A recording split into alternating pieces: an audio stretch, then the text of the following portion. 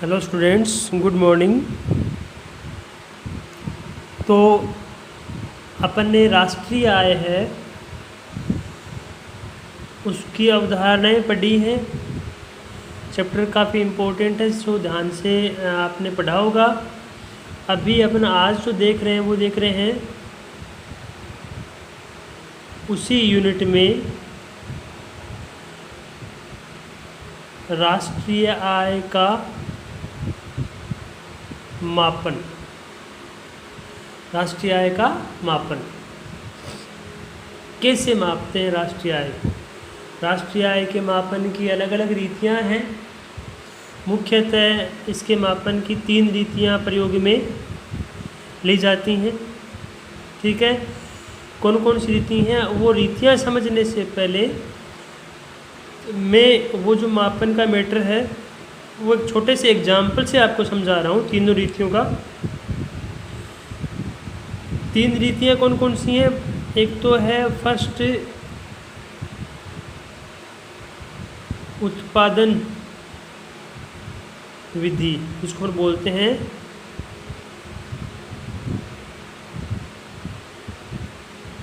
मूल्यवर्धित रीति। उत्पादन विधि मतलब मूल्यवर्धित रीति। फर्स्ट तो ये है। दूसरी है आय विधि और तीसरी है व्यय विधि। 3 इस रीति में अर्थव्यवस्था में जो एक साल में उत्पादन होता है उस उत्पादन की वैल्यू निकाल करके राष्ट्रीय की गणना करते हैं। इस रीति में देश के समस्त नागरिकों की जो साधन आय है उसका योग करके राष्ट्रीय की गणना करते हैं। इस रीति में एक अर्थव्यवस्था में एक वर्ष में होने वाले समस्त अंतिम व्यय का योग करके राष्ट्रीय की गणना करते हैं। राष्ट्रीय आय बोल सकते हैं या राष्ट्रीय उत्पादन बोल सकते हैं, चीज़ एक ही है। आय होती कितनी है? वास्तव में अर्थव्यवस्था में एक वर्ष में आय उतनी होती है जितना उत्पादन होता है, क्योंकि आय होती, उत्पादन जितने रुपए का होगा उतनी ही आय होती है, उससे अधिक आय नहीं होती है। कैसे? उत्पादन की जो मुद्रा में वैल्यू होती है, क्योंकि उत्पादन, अब अपन हर चीज़ को जो मापेंगे, उत्पादन, आय या व्यय, हर चीज़ का माप होता है मुद्रा में। किसके माध्यम से होता है? मुद्रा में। एक देश की राष्ट्रीय आय का मापन उस देश की मुद्रा में ही होता है। तो उत्पादन से आय या व्यय हर चीज़ को मुद्रा में माप लेंगे। उत्पादन को मुद्रा में कैसे मापते हैं? अब जैसे वस्तुएं हैं वो तो अलग अलग होती हैं। कोई दूध का उत्पादन करता है, कोई कपड़े का उत्पादन करता है, कोई अनाज का उत्पादन करता है, कोई सेवा का उत्पादन करता है। सबका उत्पादन अलग अलग होता है। तो अपन इससे तो इनको माप नहीं सकते, क्योंकि कोई लीटर में है, कोई मीटर में है, कोई किलोग्राम में है, कोई और टाइप में है। तो ऐसे तो अपन इनका जोड़ कर नहीं सकते उत्पादन का। तो कैसे करेंगे? जो उत्पादन की मुद्रा में वैल्यू, जैसे दूध कितने रुपए का उत्पादन किया गया, कपड़ा कितने रुपए का उत्पादन किया गया, अनाज कितने रुपए का उत्पादन किया गया, तो सबको रुपये में मतलब मुद्रा में काउंट कर लेते हैं। ऐसे उत्पादन को, अब ये जो मैटर है, ये विधियां हैं वो इस बेस पर आधारित हैं कि जो अर्थव्यवस्था है वो एक क्या है? विकसित अर्थव्यवस्था है। विकसित, विकासशील नाम सुना होगा आपने, अल्प विकसित। तो विकसित अर्थव्यवस्था है। और लोग जो हैं वो अपना पैसा कहाँ रखते हैं? बैंकों में। लोगों के पास जो बचत होती है वो कहाँ रखते हैं? बैंकों में रखते हैं। इस मैटर पर आधारित हैं ये तीनों रीतियाँ। तो जरा ध्यान देखिए, मैंने पहले बताया था, वापस बता रहा हूँ। एक देश है जिसमें 100 आदमी रहते हैं। ठीक है, एक देश है जिसमें 100 आदमी रहते हैं। 100 के 100 उस देश में किसी एक फैक्ट्री होगी, उस फैक्ट्री में काम करते हैं 100 के 100 आदमी। ठीक है, उस फैक्ट्री में काम करते हैं। अब उस फैक्ट्री में काम करते हैं या कोई और काम करते हैं, जो खेतीबाड़ी सब कुछ भी करते हैं, ये सब जो एक साल में उत्पादन करते हैं, उस उत्पादन की वैल्यू है 50 करोड़ रुपये। एक साल में ये सब व्यक्ति जो उत्पादन करते हैं उस उत्पादन की मुद्रा में कितनी वैल्यू है, 50 करोड़ रुपए का माल उत्पादित करते हैं ये 100 के 100 आदमी। तो इसको अपन ये समझ लीजिए कि एक फैक्ट्री है, एक फैक्ट्री है और फैक्ट्री में 100 आदमी काम करें और 100 आदमी मिलकर के उस फैक्ट्री में जो उत्पादन हो रहा है एक साल में 50 करोड़ रुपए का माल बन रहा है, ये समझ लीजिए। अपन एक फ़िलहाल क्या करते हैं कि एक देश को एक फैक्ट्री मानकर चल लेते हैं, सपोज कीजिए। तो एक फैक्ट्री है जिसमें 100 आदमी काम करते हैं और वो फैक्ट्री में जो माल बनता है वो एक साल में 50 करोड़ रुपए का है, ठीक है। अब इन 100 आदमियों की एक साल की इनकम, 100 आदमियों में जो फैक्ट्री है उसका मालिक भी शामिल है, प्रबंधन वगैरह भी शामिल है, लेबर वगैरह भी शामिल है, सारे शामिल हैं उसमें, ठीक है। तो इन 100 आदमियों की अगर एक साल की इनकम जोड़ें तो वो कितनी होगी। तो ज़रा ध्यान दीजिए, फैक्ट्री मालिक ने जो माल बनाकर बेचा है वो 50 करोड़ रुपए का है। अब इन 50 करोड़ रुपए में को कहाँ कहाँ खर्च करता है वो फैक्ट्री मालिक है, वो अपने लेबर है उनको मजदूरी देता है, जो अपना प्रबंधन है उसको वेतन देता है, और जो अपने पास खुद के पास मतलब कोई किराया वगैरह चुकाता है, बाकी शेष जो बचता है वो खुद के पास यूज करता है, जो उसका प्रॉफिट हो जाता है, ठीक है। तो अगर अपन सबकी आय जोड़ें तो उस मालिक ने 50 करोड़ रुपये हैं वो ही सब में बांटे हैं, और शेष जो सबको बांटने के बाद जो शेष बचे हैं वो उसका खुद का क्या हो गया, प्रॉफिट हो गया। तो सबकी अगर आय जोड़ें, क्या जोड़ें, आय, तो कितनी होगी, 50 करोड़ रुपये होगी। मतलब अगर उत्पादन जोड़ोगे तो उतनी वैल्यू आएगी, अगर आय जोड़ेंगे तो भी उतनी वैल्यू आएगी।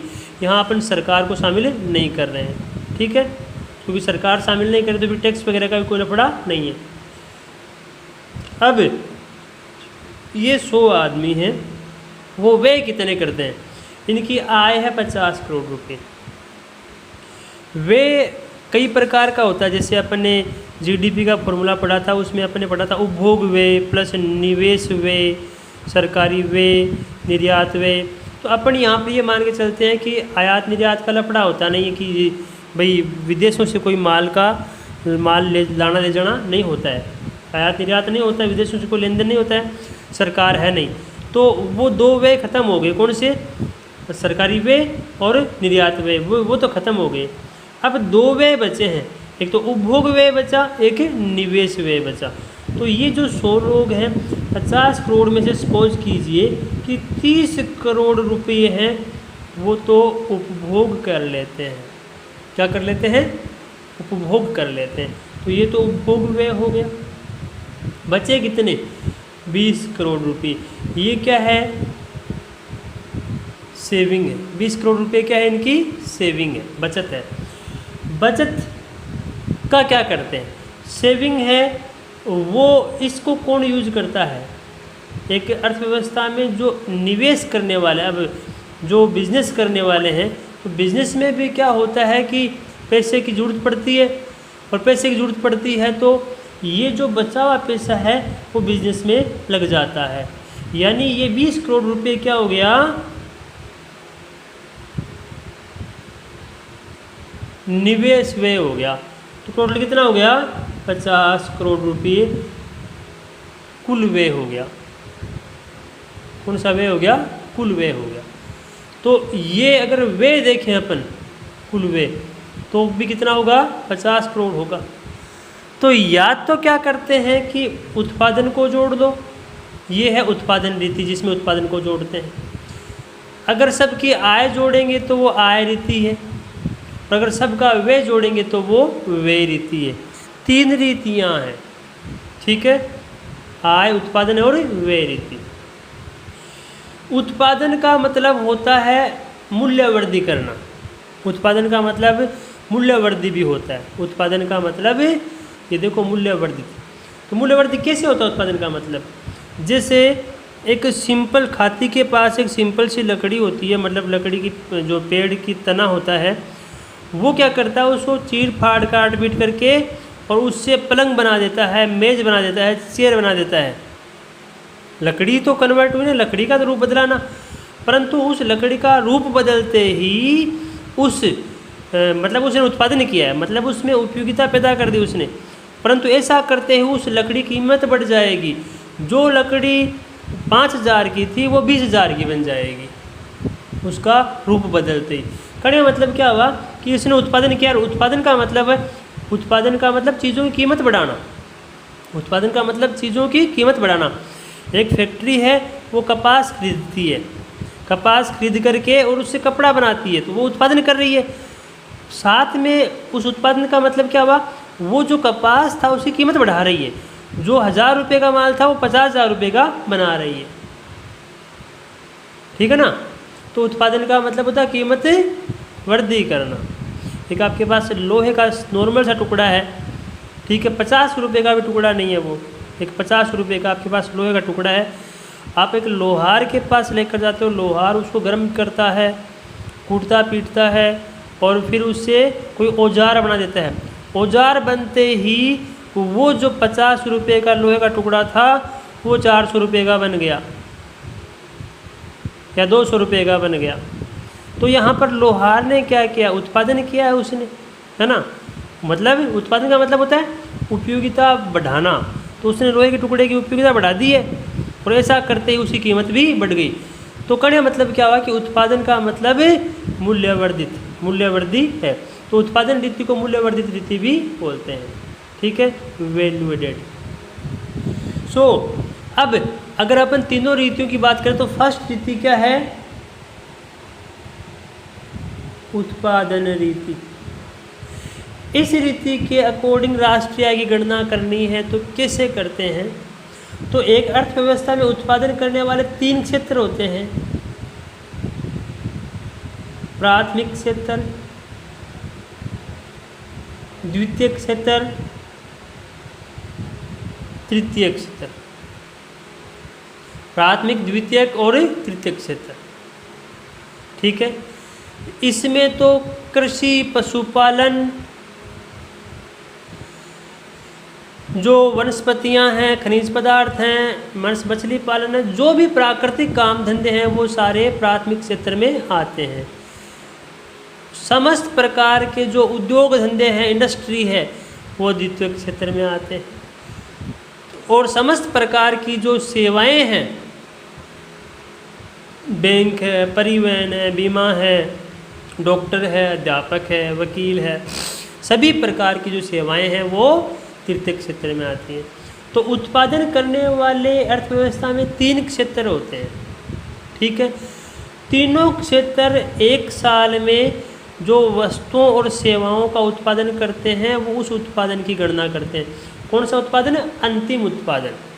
तीनों क्षेत्रों द्वारा किए गए अंतिम उत्पादन। ये वर्ड जोड़ना जरूरी है। कौन सा वर्ड, अंतिम वर्ड जोड़ना जरूरी है। क्यों जरूरी है, क्योंकि राष्ट्रीय आय की गणना में दोहरी गणना की समस्या से बचने के लिए हमेशा अंतिम वस्तुओं का योग करते हैं।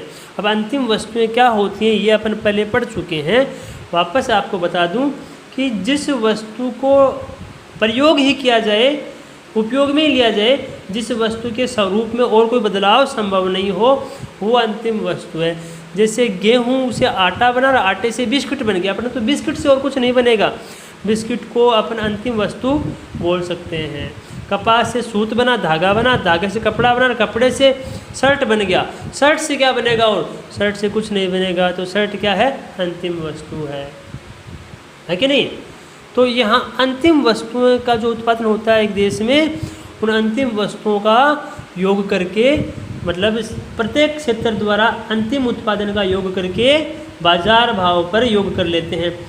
तो इसमें जो उत्पादन हुआ उसकी गणना करते हैं, इसमें जो उत्पादन हुआ उसकी गणना करते हैं। किस आधार पर, मार्केट प्राइस पर, बाजार भाव पर। तीनों में जो उत्पादन हुआ है उसकी गणना कर लेते हैं।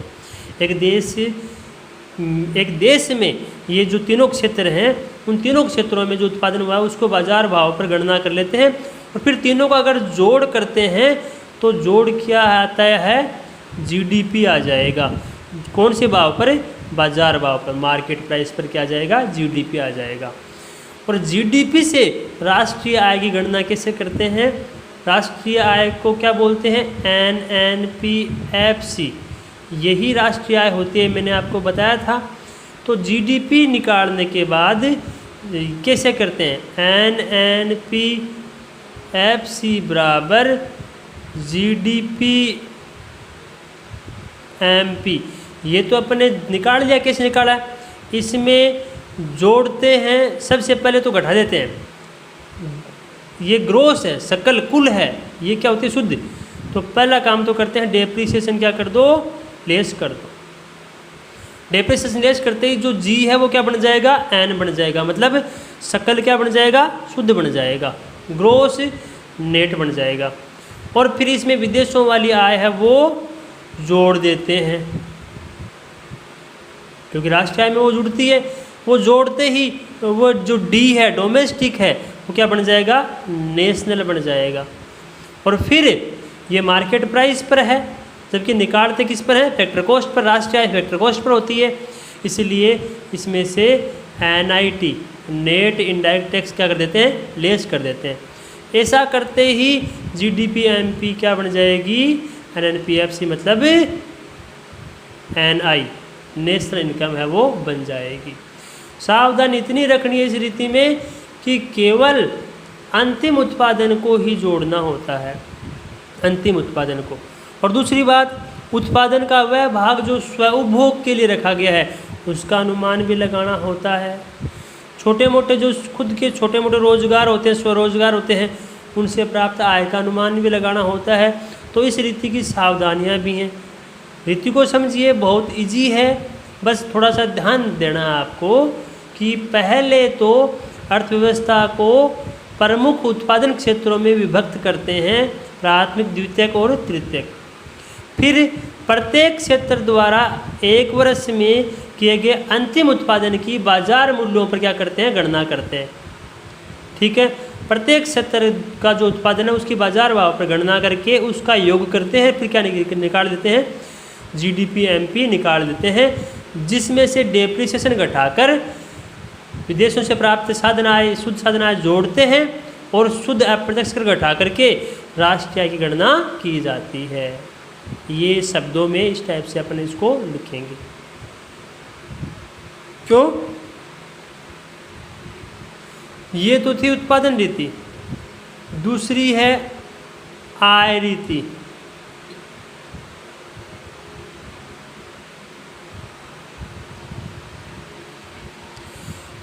आय रीति में क्या करते हैं?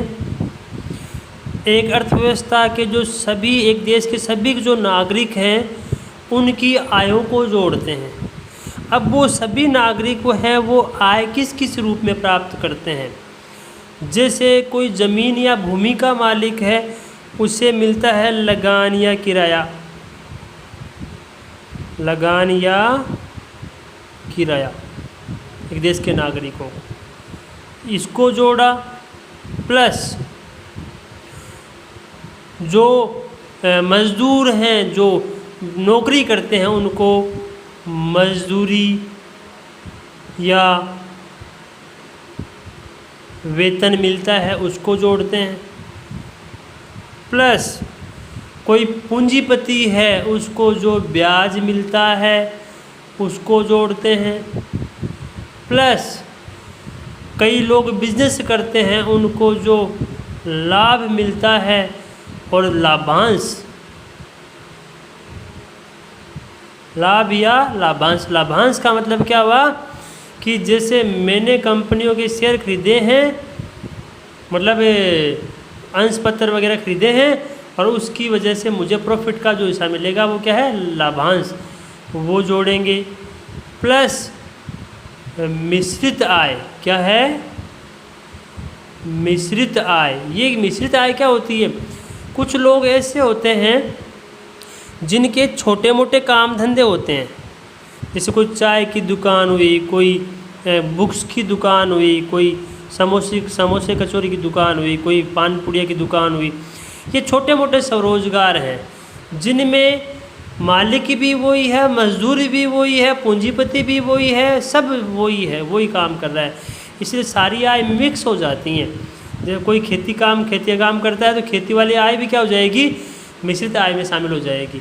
तो इस प्रकार से इन जो लोगों को जो आय मिलती है नागरिकों को, उनको जोड़ते हैं एक देश के नागरिकों की, और उनको जोड़ करके यहाँ पर साधन लागत पर गणना हो रही है, मूल्य ह्रास शामिल कर नहीं रहे हैं अपन, तो एनडीपी प्राप्त होती है। ये तो थी जीडीपी, इसमें क्योंकि इसमें मूल्य ह्रास शामिल होता है बाजार भाव पर, परंतु इसमें क्या होता है एनडीपी प्राप्त होता है जिसमें मूल्य ह्रास शामिल नहीं होता है, सबकी लागत जोड़ते हैं। तो एनडीपी किस पर होता है? फैक्टर कॉस्ट पर, क्योंकि ये फैक्टर कॉस्ट ही है, ये मजदूरी किराया ये सब क्या है साधनों की लागत ही है, और लागत के बेस पर फैक्टर कॉस्ट ही ये पड़ती है। तो फैक्टर कॉस्ट फिर एनडीपीएफसी की गणना हो जाती है, जिसमें अपन क्या जोड़ते हैं एनएफआईए, विदेशों से जो आय प्राप्त होती है उसको जोड़ देते हैं, तो राष्ट्रीय आय अपने को प्राप्त हो जाती है। यह है आय विधि। क्यों?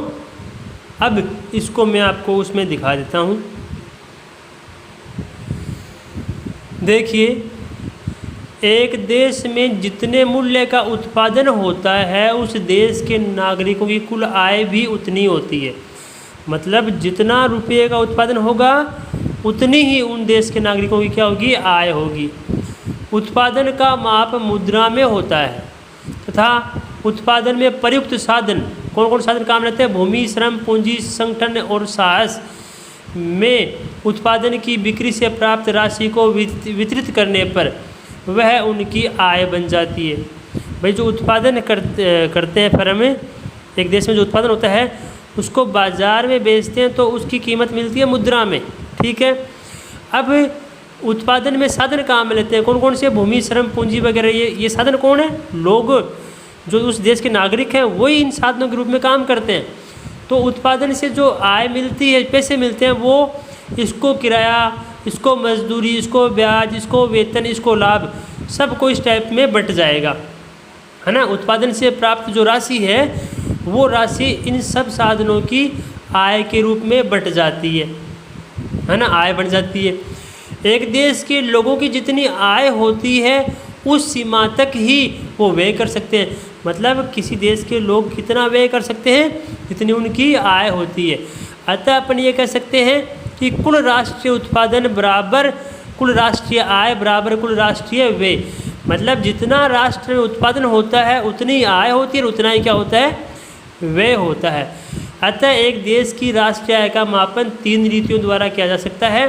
फर्स्ट है उत्पादन यानी मूल्यवर्धित रीति, द्वितीय है आय विधि और तीसरी है व्यय विधि, ठीक है। सबसे पहले अपन देखते हैं उत्पादन यानी मूल्यवर्धित रीति। इस रीति के अंतर्गत एक अर्थव्यवस्था को प्रमुख आर्थिक उत्पादक क्षेत्रों में विभक्त करते हैं। सबसे पहला काम क्या करते हैं? अर्थव्यवस्था को जो उत्पादन क्षेत्र हैं, प्रमुख आर्थिक उत्पादन क्षेत्र, उनमें डिवाइड करते हैं, जो 3 है, प्राथमिक, द्वितीयक और तृतीयक। तो प्राथमिक क्षेत्र का मतलब कृषि, पशुपालन, खनन, वनस्पतियाँ, मछली पालन इत्यादि सब ये जो प्राकृतिक काम धंधे हैं वो प्राथमिक क्षेत्र में आते हैं। द्वितीयक क्षेत्र जिसका नाम है विनिर्माण क्षेत्र, समस्त प्रकार के उद्योग धंधे आते हैं। और तृतीयक क्षेत्र मतलब सेवा क्षेत्र जिसमें समस्त प्रकार की सेवाएं जाती हैं। तो तीनों क्षेत्रों में विभक्त करने के बाद क्या करते हैं? इसके पश्चात प्रत्येक क्षेत्र द्वारा की गई सकल मूल्यवर्धि, मतलब प्रत्येक क्षेत्र ने एक साल में कितना उत्पादन किया है उसका नाम है सकल मूल्यवर्धि। प्रत्येक क्षेत्र ने कितना उत्पादन किया है, कुल अंतिम उत्पादन है, उसको बाजार मूल्यों पर ज्ञात करते हैं। मतलब जो 3 क्षेत्र है ना, प्राथमिक, द्वितीयक और तृतीयक, तो प्रत्येक क्षेत्र ने कितना अंतिम उत्पादन किया है उस उत्पादन की गणना करते हैं बाजार के मूल्यों पर। तीनों क्षेत्रों द्वारा किए गए अंतिम उत्पादन का योग करके, अब जो उत्पादन किया तीनों का वो उसको ज्ञात करते हैं बाजार भाव पर, फिर उसका योग करके बाजार मूल्यों पर सकल घरेलू उत्पादन जीडीपी एमपी की गणना की जाती है, ठीक है। इसमें से मूल्यह्रास डेप्रिसिएशन व एनआईटी निवल अप्रत्यक्ष कर को घटा देंगे तथा विदेशों से प्राप्त निवल कारक आय एनएफआई को जोड़ करके राष्ट्रीय आय की गणना की जाती है। ठीक है। उत्पादन रीति में दोहरी गणना से बचने के लिए केवल अंतिम उत्पादन को ही राष्ट्रीय आय में शामिल करते हैं। तो सूत्र क्या बन गया, प्राथमिक क्षेत्र द्वारा सकल अंतिम उत्पादन, है ना, प्लस द्वितीय क्षेत्र द्वारा सकल अंतिम, सकल का मतलब कुल अंतिम उत्पादन, तृतीय क्षेत्र का कुल अंतिम उत्पादन, इनका योग करेंगे, प्लस लगा दे बीच में, योग करेंगे तो क्या आ जाएगा, जीडीपी एमपी आ जाएगा, जिसमें से डेप्रिसिएशन घटाया, एनआईटी घटाया तथा एनएफआई जोड़ा तो राष्ट्रीय आय एनएनपीएफ प्राप्त हो गई है। यह है उत्पादन रीति, ठीक है। और दूसरी रीति क्या है, आय विधि। इस रीति के अंतर्गत एक देश के समस्त नागरिकों की साधन आय का योग करके राष्ट्रीय आय की गणना की जाती है। मतलब सभी लोगों की जो इनकम किसी न किसी रूप में होती है, मतलब कोई ब्याज की, किसी को ब्याज की इनकम होती है, किसी को प्रॉफिट होता है बिजनेस वगैरह का, किसी को मजदूरी मिलती है कि नहीं, किसी को किराया मिलता है, तो सब लोगों को किसी न किसी रूप में आय प्राप्त होती है।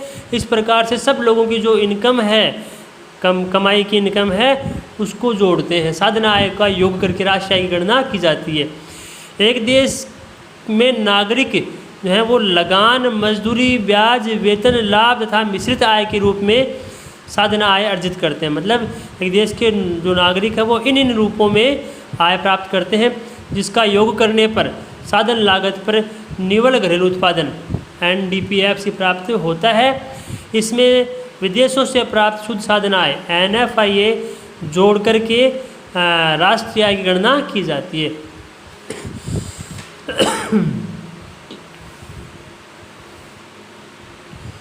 साधन आय को जोड़ते समय मूल्यह्रास को शामिल नहीं किया जाता है। आय विधि द्वारा देश के विभिन्न क्षेत्रों में राष्ट्रीय आय के वितरण की जानकारी मिलती है। मतलब एक देश में विभिन्न क्षेत्रों से, मतलब सबकी आय जोड़ते हैं ना, तो पता चल जाता है कि कौन से क्षेत्र से कितनी आय आ रही है। इसलिए ये भी पता चल जाता है कि कौन से क्षेत्र में इनकम ज़्यादा है और कौन से क्षेत्र में इनकम कम है। मतलब कौन से लोग ज़्यादा संपन्न है और कौन से लोग पिछड़े हुए हैं, ये भी पता चल जाता है इस विधि से, है ना। अब फॉर्मूला क्या है, मजदूरी, वेतन प्लस लगान किराया प्लस ब्याज प्लस लाभ व लाभांश प्लस मिश्रित आय, इनको जोड़ा तो एनडीपीएफ आ गई। जिसमें एनएफआई जोड़ा तो राष्ट्रीय आय की गणना हो गई है। अब इस विधि की कुछ सावधानियां हैं। क्या क्या सावधानियां हैं? एक तो पहली है, हस्तांतरण आय को राष्ट्रीय आय में शामिल नहीं करते हैं, क्योंकि यह अर्जित आय नहीं होती है। जैसे आपको छात्रवृत्ति मिलती है, बुजुर्गों को पेंशन मिलती है, विकलांगों को पेंशन मिलती है, तो इस प्रकार की जो आय होती है ना, इसको अपन बोलते हैं हस्तांतरण आय। क्योंकि ये कोई अपने कमा कर, काम करके तो कमा नहीं रहे हैं, इसलिए इस प्रकार की जो आय है उसको अपन राष्ट्रीय आय में शामिल नहीं करते हैं। दूसरा है गैर कानूनी कार्य, चोरी, जुआ, डकैती, कालाबाजारी, इनसे प्राप्त आय को भी राष्ट्रीय आय में शामिल नहीं करते, क्योंकि ये गलत काम धंधे, अवैध काम धंधे हैं, इसलिए इनसे प्राप्त आय को राष्ट्रीय आय में शामिल नहीं करते हैं। तीसरा है स्वयं के मकान का अनुमानित किराया राष्ट्रीय आय में शामिल किया जाता है। अपन जिस मकान में रहते हैं, अगर वो मकान अपना नहीं होता तो अपन किराया चुकाते कि नहीं चुकाते। अगर अपना मकान खुद का है तो उसका एक अनुमान लगता है कि भाई इतने रुपये किराया बनता है। जैसे अगर सीकर में मेरा खुद का मकान है तो मैं अगर किराए पर रहता हूँ तो सपोज कीजिए कि मैं 8,000 रुपये किराए के चुकाता हूँ या 10,000 रुपये किराए के चुकाता हूँ मंथली। अगर मेरा खुद का मकान होता है तो मैं अनुमान लगा सकता हूँ। यहाँ पर अनुमान मुझे नहीं लगाना है, एक देश के सरकार है, सांख्यिकी विभाग है, वो लगाता है कि अमूमन इतना किराया बनता है, तो अनुमानित किराया है वो शामिल किया जाता है। स्वउपभोग के लिए उत्पादन का अनुमानित मूल्य राष्ट्रीय आय में शामिल करते हैं। जो उत्पादन स्वउपभोग के लिए अपने रखते हैं उसका भी उसमें शामिल करते हैं। जैसे किसान है वो फसल उत्पादन करता है, तो फसल उत्पादन करने के बाद अब उस फसल की बिक्री से प्राप्त आय है वो उसकी इनकम है, परंतु उस फसल को अनाज को सारे को नहीं बेचता है। कुछ अनाज 10,000 रुपये का अनाज उसने अपने घर के लिए रख लिया, तो ये अनुमान लगाया जाता है कि हाँ 10,000 रुपये की इनकम उसके घर पर पड़ी है। आकस्मिक व अप्रत्याशित आय को राष्ट्रीय आय में शामिल नहीं करते। आकस्मिक मतलब अचानक से शेयर बाजार उछला और इनकम मिल गई, या किसी और कारण अचानक से सोने के भाव बढ़े और पैसे कमा लिए किसी ने, तो ये ऐप पड़ता है किसी को लॉटरी निकल गई, तो इस प्रकार की आय को अपन लास्ट टाइम शामिल नहीं करते हैं। आज अपन इतना ही करते हैं, बाकी कल करते हैं। कॉपी लगा रहा हूँ, नोट्स लगा रहा हूँ, देख लेना।